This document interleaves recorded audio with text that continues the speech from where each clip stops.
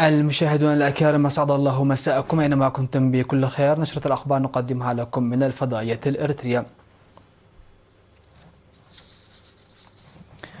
يشارك وفد إريتريا برئاسة رئيسة الاتحاد الوطني للمرأة السيدة خالصة ميكائيل في الاجتماع 69 للجنة وضع المرأة في نيويورك في الفترة من 10 إلى 21 من مارس. ويقيم الاجتماع البرامج المنفذة لضمان تحقيق أهداف بكين ذات 30 المتمثلة في تكافؤ الفرص للمرأة في الاقتصاد والسياسة والتكنولوجيا وشرح الدول واتحادات المرأة تجاربها. ويشارك الوفد الإريتري من جانبه في اجتماعات حول مواضيع مختلفة، ويشرح تاريخ إريتريا وتجربتها في ضمان المساواة بين الجنسين وتقديم معلومات مفصلة عن مشاركة المرأة في جميع جوانب بناء الوطن. وإلى جانب الاجتماعات الجارية، التقت رئيسة الاتحاد الوطني للمرأة الإريترية السيدة خالصة ميكائيل التقت بممثلي روسيا وكينيا والفلبين وكوبا وتنزانيا ورئيسة المجلس الوطني للمرأة في مصر، وبحثت قضايا المشاركة المتساوية للمرأة. وأوضحت السيدة تقى في اللقاءات سياسات الحكومة الإريترية بشأن قضايا الأراضي والقضاء على الممارسات الضارة، فضلا عن الجهود المبذولة لزيادة مشاركة المرأة في التعليم والقيادة.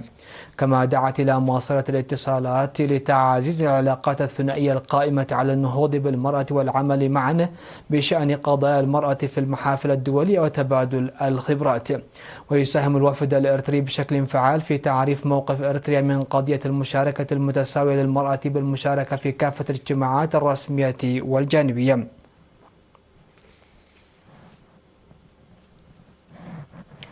أوضح مسؤول الثروة الحيوانية بوزارة الزراعة في إقليم عنسبة الدكتور تخلة مريم هيلة ميكائيل أوضح أن العمل جاري لتربية الدواجن وإنتاج البيض لضمان تحقيق استراتيجية الغذاء الآمن للجميع في كل مكان.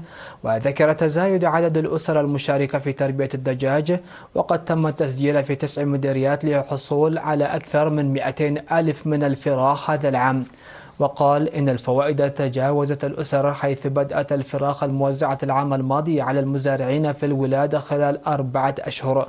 وأوضح إيجاد أدوية فعالة ضد مرض نيوكاسل شبه طاعون الدجاج القاتل الذي كان يمثل تحديا لتربية الدواجن في البلاد، ويوجد برنامج تطعيم للدجاج. وأشار إلى أن الفراخ المنتج في مركز الدجاج في كرن سيتم توزيعه في شهر أبريل المقبل. أفاد مزارعو مديرية تسني بأن زراعة الطاف بالري على ضفاف نهر القاش باختيار الوقت الملائم يحقق نتائج مرضية. وذكر المزارعون بدء زراعة الطاف في منتصف شهر نوفمبر، ويتواجد حاليا في وضع جيد نتيجة لبرودة الطقس، مشيرين إلى أن السماد السائل الذي قدمته وزارة الزراعة ساعد في زيادة الإنتاج والإنتاجية وتخصيب التربة. وأوضح المزارعان سلمون ولد مدهن وإلياس تولدي أن زراعة الطاف ظلت تحقق نتائجا جيدا بإرشادات وتشجيع مكتب الزراعة في مديرية تسني، ويعملان في توسيع المساحات الزراعية. وقال خبير تنمية النباتات في مكتب الزراعة بمديرية تسني السيد عند مريم أملسومه أن زراعة الطاف بدأت عبر منمي البساتين المحدودين، ويقوم بتنميتها حاليا 17 مزارعا في مساحة 140 هكتار، ويتم إنتاج 12 كنتال من الهكتار الواحد.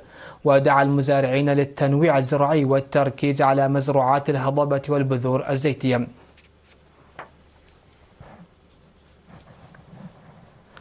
ازداد عدد طلاب مدرسة لحازين الابتدائية والمتوسطة في مديرية فرو خاصة الطالبات. وقال مدير المدرسة الأستاذ عثمان صالح لوكالة إرين أن إجمالي مشاركة الطلاب ارتفع بنسبة 10.3% والإناث بنسبة 14% هذا العام. وأوضح بأن الطلاب يتركون المدرسة بعد الانتهاء من تعليمهم المتوسط لعدم وجود مدرسة ثانوية في منطقتهم، داعيا للدفع بتجميع القرى وفتح مدرسة ثانوية لحل هذه الإشكالية. وحث مدير إدارة ضاحية كمهولي السيد عمر سليمان على افتتاح مدرسة داخلية في المنطقة، لأن أطفالهم غير قادرين على الدراسة بشكل صحيح والاستمرار في التعليم إلى أعلى المستوى نتيجة لعدم تجمع القرى. مدرسة لحزين التي بدأت تقديم الخدمات التعليمية الابتدائية في عام 1995 تم ترقيتها إلى المرحلة المتوسطة عام 2010، وتخدم ضاحيتي لحزين وكمهول.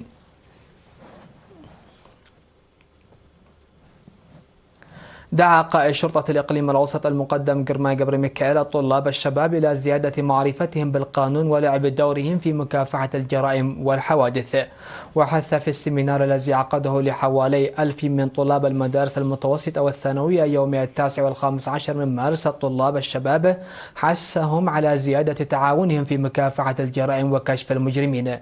وتظهر وثائق الشرطة أن حوادث المرور زادت العام الماضي بنسبة 7.5% مقارنة بعام 2023، مما أدى إلى مصر 24 شخصا وإصابة 619 بجروح خطيرة وطفيفة وأضرار في الممتلكات تزيد قيمتها عن 15 مليون نقف. وأوضح مسؤول الاتحاد الوطني للشباب والطلبة في الإقليم الأوسط السيد سامسون كفلم أن السيمينارات التنويرية التي تجريها الشرطة هي جزء من جهود الاتحاد لتنشئة الشباب المتميز الذي يتحلى بالقيم والأخلاق. تلقى 56 معلما دورة تدريبية في لغة الإشارة لمدة 3 أشهر نظمها الاتحاد الوطني للشباب والطلبة فرع ساوة ومدرسة وارساي يكالوم. وأوضح مسؤول الشؤون والتنظيم في الاتحاد السيد كسة جبر أمان في مراسم التخريج في 14 من مارس أن الاتحاد يعمل على التدريب المهني في الكليات منذ 6 سنوات، وتم من العام الماضي تدريب المعلمين في اللغة العربية ولغة الإشارة. ودعا مسؤول قسم الثقافة والريادة والصحة في المدرسة الأستاذ شمير محاري الخريجين على استخدام المعرفة التي اكتسبوها في التخفيف من مشاكل مجتمع الصم. وقدم المتدربون المعرفة المكتسبة المستفادة على شكل عروض فنية. مشاهدينا، فاصل قصير من ثم نعود إلى الأنباء العالمية.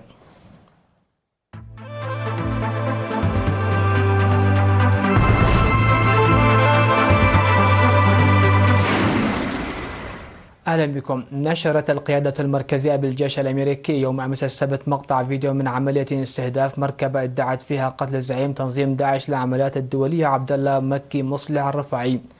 وأعلنت القيادة المركزية الأمريكية في بيان على منصة إكس تنفيذ غارة جوية دقيقة في محافظة الأنبار بالعراق بالتعاون مع قوات الاستخبارات والأمن العراقية. وقد أسفرت عن مقتل القائد العالمي الثاني في داعش رئيس العمليات العالمية وأمير اللجنة المفوض عبد الله مكي مصلح الرفاعي الملقب بأبو خديجة وعنصر آخر في داعش.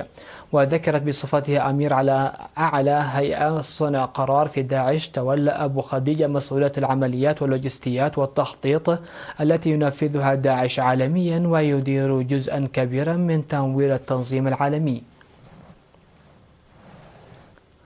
أفادت الأنباء بأن حرائق غابات اندلعت في ولايتي تكساس وأوكلاهوما الأمريكية وإطلاق السلطات تحذيرات للسكان وعمليات إجلاء وسط ظروف جوية قاسية. وحذر مركز التنبؤ بالعواصف التابع للهيئة الوطنية للأرصاد الجوية الأمريكية في بيان من حدوث حرائق شبه تاريخية، متوقعا هبوب رياح عاتية تصل سرعتها إلى 130 كم في الساعة من الحدود الكندية إلى تكساس. من جهتها أعلنت إدارة الغابات في ولاية تكساس أن السلطات نجحت حتى الآن في احتواء ما نسبته 50% من الحريق في ويندميل بمقاطعة روبرتسون، والذي امتد إلى أكثر من 11,000 فدان، فيما أخلت أجزاء من مقاطعة جراي من سكانها كإجراء اضطراري بسبب الحرائق المستعرة. وذكرت وسائل إعلام أمريكية أن 3 أشخاص قتلوا جراء حوادث متفرقة بسبب الحرائق في ولاية تكساس، في حين أدت عاصفة ضربت ولايتي ميسوري وإيلينوي إلى أضرار كبيرة. بدأ سريلانكا يوم أمس السبت إعدادا للحياة البرية لإحصاء القرود والطواويس والسناجب العملاقة بهدف إدارة أعدادها في ظل شكوى المزارعين من خسائر في المحاصيل. وتشير بيانات حكومية إلى أن الزراعة تمثل 8% من اقتصاد البلاد وتوظيف 8.1 مليون شخص، وهي رابع أكبر مصدر لمنتجات جوز الهند عالميا، وتنتج حوالي 3 مليارات حبة كاجو ومكسرات أخرى سنويا. وأفاد مسؤولا حكوميا كبيرا أن إنتاج جوز الهند وزراعة الخضروات والفواكه تضرر بسبب تدمير القرود والطواويس والسناجب العملاقة للمحاصيل. وذكر نائب وزير الزراعة والثروة الحيوانية في سريلانكا أن المشكلة تفاقمت لدرجة أن المزارعين يتخلون عن الزراعة، موضحا بأن الإحصاء هو الخطوة الأولى لفهم كثافة هذه الحيوانات في المناطق الزراعية، مما يمكننا من وضع سياسات مناسبة لإدارتها.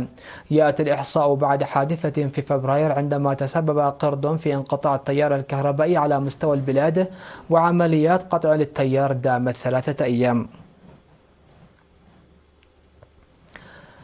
تم تحرير آلاف الأشخاص من مراكز الاحتيال الإلكتروني سيئة السمعة التي ازدهرت على الحدود مع تايلاند لسنوات في عملية تعتبر الأكثر صرامة حتى الآن ضد هذا النشاط على طول الحدود بين ميانمار وتايلاند، غير أن العديد منهم تقطعت بهم السبل الآن في مخيمات مؤقتة في ميانمار، لأن عملية تغييمهم وترتيب الرحلات الجوية لإعادتهم إلى بلدانهم بطيئة للغاية. وتشير التقارير إلى أن الظروف في المخيمات غير صحية، والطعام بالكاد يكفي، والعديد من العمال المحررين في حالة صحية سيئة. ويتم دعوة العمال عبر الإنترنت بوعود وظيفية جيدة بامتلاك مهارات اللغة الإنجليزية والكتابة الجيدة على الكمبيوتر، ليجدوا أنفسهم مجبرين على العمل لساعات طويلة لتلبية هدف الاحتيال عبر الإنترنت في نظام وحشي وقاسي. لقد عملت الصين التي يأتي منها العديد من ضحايا الاحتيال على إغلاق مراكز عمليات الاحتيال على طول حدودها مع ميانمار، غير أن عمليات الاحتيال مستمرة. هكذا مشاهدينا في كل مكان نكون قد وصلنا وياكم لنهاية نشرة هذا المساء. هذه تحيات وتحيات الفريق العامل، والسلام عليكم ورحمة الله.